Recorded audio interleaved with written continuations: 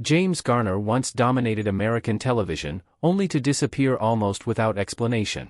There was no scandal, no public farewell, just a quiet retreat that left audiences puzzled.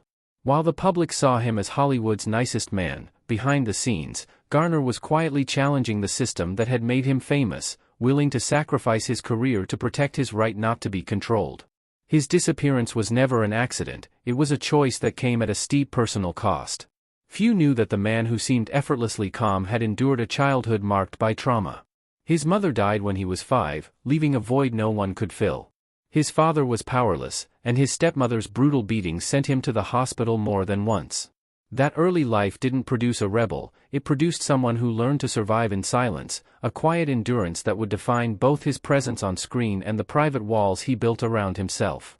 After serving in the Korean War, Garner entered Hollywood not chasing stardom but carrying deep distrust of authority, trauma, and a survival instinct honed from hardship. The success of Maverick and later the Rockford files turned him into a household name, but also brought him into conflict with studios. Garner famously sued the very companies that employed him, an act that could have ended his career in an era when actors were treated like property. On screen, he embodied intelligence, humor, and decency. Off-screen, he battled pain, depression, and isolation. The man who made millions feel at ease was himself constantly adjusting to survive, a contradiction that shaped his life. Every role carried the weight of his past. His early jobs, military service, and war injuries taught him to endure physical and emotional strain, lessons he carried onto every set. Television's relentless pace, long hours, and punishing schedules became an extension of the survival skills he had honed as a child and soldier. Knees damaged by war, constant pain, and the silent adjustments he made to keep working went unnoticed, but they were as much a part of his performance as his charm.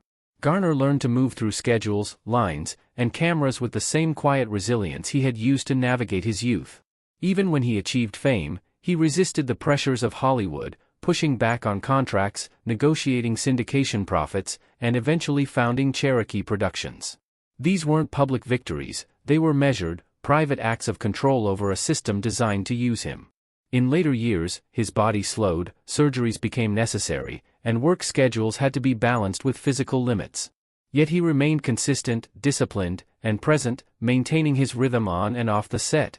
James Garner passed away in 2014, at 86, with no public memorial, no grand tribute, only a private farewell with family.